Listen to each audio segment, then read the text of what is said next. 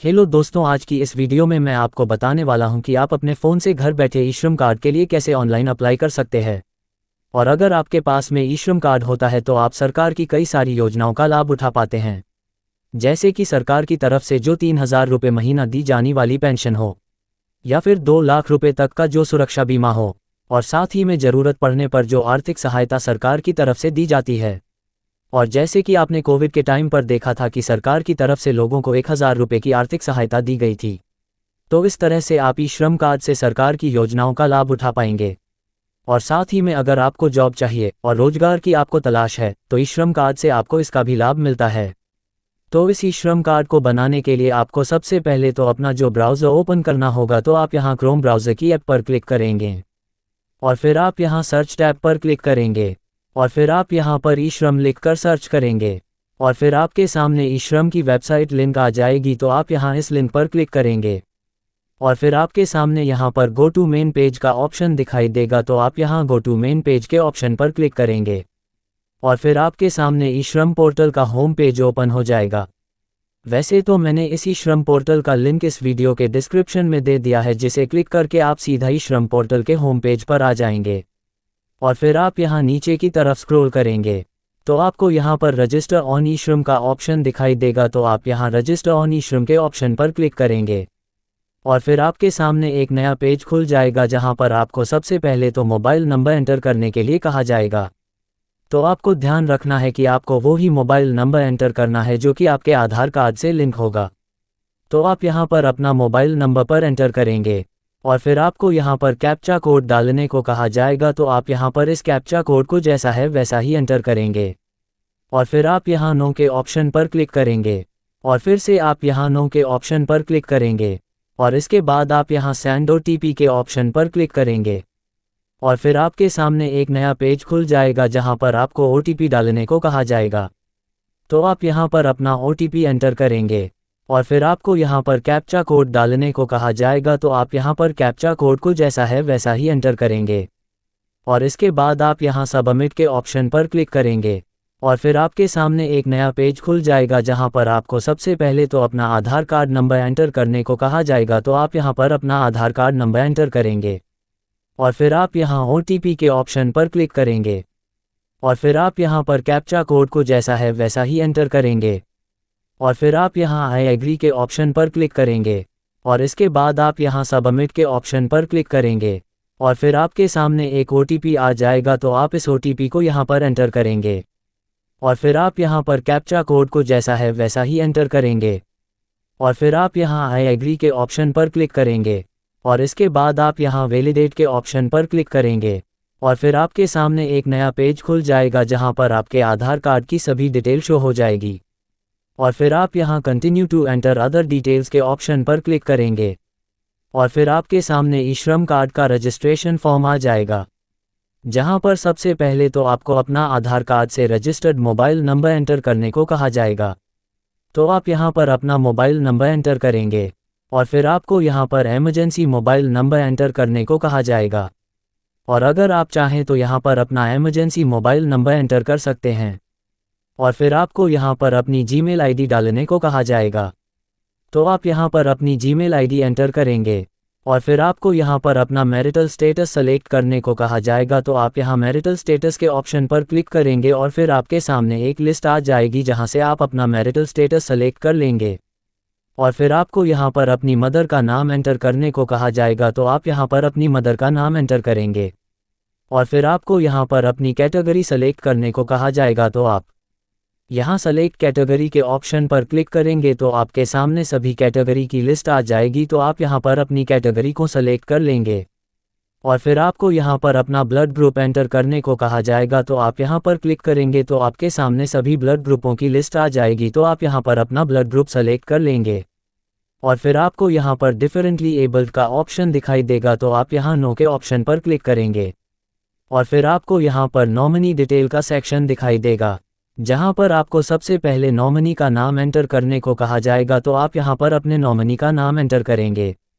और फिर आपको यहाँ पर नॉमिनी की डेट ऑफ बर्थ एंटर करने को कहा जाएगा। तो आप यहाँ पर अपने नॉमिनी की डेट ऑफ बर्थ एंटर करेंगे और फिर आपको यहाँ पर नॉमिनी का जेंडर सेलेक्ट करने को कहा जाएगा, तो आप यहाँ जेंडर के ऑप्शन पर क्लिक करेंगे और फिर आपके सामने एक लिस्ट आ जाएगी, तो आप यहाँ से अपने नॉमिनी का जेंडर सेलेक्ट कर लेंगे। और फिर आपको यहाँ पर नॉमिनी रिलेशन सेलेक्ट करने को कहा जाएगा, और फिर आप यहाँ नॉमिनी रिलेशन के ऑप्शन पर क्लिक करेंगे तो आपके सामने एक लिस्ट आ जाएगी, तो फिर आप यहाँ पर अपने नॉमिनी का रिलेशन सेलेक्ट कर लेंगे। और फिर आपको यहाँ पर अपने नॉमिनी का एड्रेस एंटर करने को कहा जाएगा, तो आप यहाँ पर अपने नॉमिनी का एड्रेस एंटर करेंगे। और फिर आपको यहाँ पर अपने नॉमिनी का मोबाइल नंबर एंटर करने को कहा जाएगा, तो आप यहाँ पर अपने नॉमिनी का मोबाइल नंबर एंटर करेंगे। और इसके बाद आप यहाँ सेव एंड कंटिन्यू के ऑप्शन पर क्लिक करेंगे। और फिर आपके सामने एक नया पेज खुल जाएगा जहाँ पर आपको अपना फुल एड्रेस डिटेल डालने को कहा जाएगा। तो सबसे पहले आपको यहाँ पर अपना स्टेट सेलेक्ट करने को कहा जाएगा, तो आप यहाँ सेलेक्ट स्टेट के ऑप्शन पर क्लिक करेंगे और फिर आपके सामने सभी स्टेटों की लिस्ट आ जाएगी, तो आप यहाँ पर अपनी स्टेट को सेलेक्ट कर लेंगे। और फिर आपको यहाँ पर अपनी डिस्ट्रिक्ट सेलेक्ट करने को कहा जाएगा, तो आप यहाँ सेलेक्ट डिस्ट्रिक्ट के ऑप्शन पर क्लिक करेंगे और फिर आपके सामने सभी डिस्ट्रिक्ट्स की लिस्ट आ जाएगी, तो आप यहाँ पर अपनी डिस्ट्रिक्ट को सेलेक्ट कर लेंगे। और फिर आपको यहाँ पर अपना करंट एड्रेस डालने को कहा जाएगा, तो आप यहाँ पर अर्बन और रूरल में से अपना करंट एड्रेस कर लेंगे। और फिर आपको यहाँ पर अपना पूरा एड्रेस डालने को कहा जाएगा, तो आप यहाँ पर अपना पूरा एड्रेस डाल देंगे। और फिर आपको यहाँ पर अपनी स्टेट सेलेक्ट करने को कहा जाएगा, तो आप यहाँ सेलेक्ट स्टेट के ऑप्शन पर क्लिक करेंगे और फिर आपके सामने सभी स्टेटों की लिस्ट आ जाएगी, तो आप यहाँ से अपनी स्टेट को सेलेक्ट कर लेंगे। और फिर आपको यहाँ पर अपनी डिस्ट्रिक्ट सेलेक्ट करने को कहा जाएगा, तो आप यहाँ सेलेक्ट डिस्ट्रिक्ट के ऑप्शन पर क्लिक करेंगे और फिर आपके सामने सभी डिस्ट्रिक्ट्स की लिस्ट आ जाएगी, तो आप यहाँ से अपनी डिस्ट्रिक्ट को सेलेक्ट कर लेंगे। और फिर आपको यहाँ पर अपनी सब डिस्ट्रिक्ट सेलेक्ट करने को कहा जाएगा, तो आप यहाँ सेलेक्ट सब डिस्ट्रिक्ट के ऑप्शन पर क्लिक करेंगे और फिर आपके सामने सभी सब डिस्ट्रिक्ट्स की लिस्ट आ जाएगी, तो आप यहाँ से अपनी सब डिस्ट्रिक्ट को सेलेक्ट कर लेंगे। और फिर आपको यहाँ पर अपने एरिया का पिन कोड डालने को कहा जाएगा, तो आप यहाँ पर अपने एरिया का पिन कोड एंटर करेंगे। और इसके बाद आप यहाँ सेव एंड कंटिन्यू के ऑप्शन पर क्लिक करेंगे। और फिर आपके सामने एक नया पेज खुल जाएगा जहाँ पर आपको अपनी एजुकेशन क्वालिफ़िकेशन डालने को कहा जाएगा, तो आप यहाँ सेलेक्ट एजुकेशन क्वालिफ़िकेशन के ऑप्शन पर क्लिक करेंगे और फिर आपके सामने सभी क्वालिफ़िकेशन की लिस्ट आ जाएगी, तो आप यहाँ पर अपनी एजुकेशन क्वालिफ़िकेशन को सेलेक्ट कर लेंगे। और फिर आपको यहाँ पर अपनी प्रतिमाह सैलरी डालने को कहा जाएगा, तो आप यहाँ मंथली सैलरी स्लैब के ऑप्शन पर क्लिक करेंगे और फिर आपके सामने सभी मंथली सैलरी स्लैब की लिस्ट आ जाएगी, तो आप यहाँ पर अपनी मंथली सैलरी स्लैब को सेलेक्ट कर लेंगे। और इसके बाद आप यहाँ सेव एंड कंटिन्यू के ऑप्शन पर क्लिक करेंगे। और फिर आपके सामने एक नया पेज खुल जाएगा जहाँ पर आपको सबसे पहले ये पूछा जाएगा कि क्या आप ओला, उबर या जोमेटो में काम करते हो। तो आप यहाँ येस या नो पर क्लिक करेंगे। और फिर आपको अपना प्राइमरी ऑक्यूपेशन डालने को कहा जाएगा, तो आप यहाँ पर जो भी जॉब करते हैं वो आप यहाँ पर लिख देंगे। और फिर आपको यहाँ पर अपना वर्किंग जॉब एक्सपीरियंस ईयर्स डालने को कहा जाएगा, तो आप यहाँ select working job experience years के ऑप्शन पर क्लिक करेंगे और फिर आपके सामने सभी वर्किंग जॉब एक्सपीरियंस ईयर्स की लिस्ट आ जाएगी, तो आप यहाँ पर अपने वर्किंग जॉब एक्सपीरियंस ईयर्स को सेलेक्ट कर लेंगे। और फिर आप यहाँ how did you acquire skills के ऑप्शन पर क्लिक करके अपनी स्किल्स को आप यहाँ से सेलेक्ट कर लेंगे। और फिर आप यहाँ स्किल्स अपग्रेड के ऑप्शन पर क्लिक करके आप यहाँ से अपनी अपग्रेड स्किल्स को सेलेक्ट कर लेंगे। और इसके बाद आप यहाँ सेव एंड कंटिन्यू के ऑप्शन पर क्लिक करेंगे।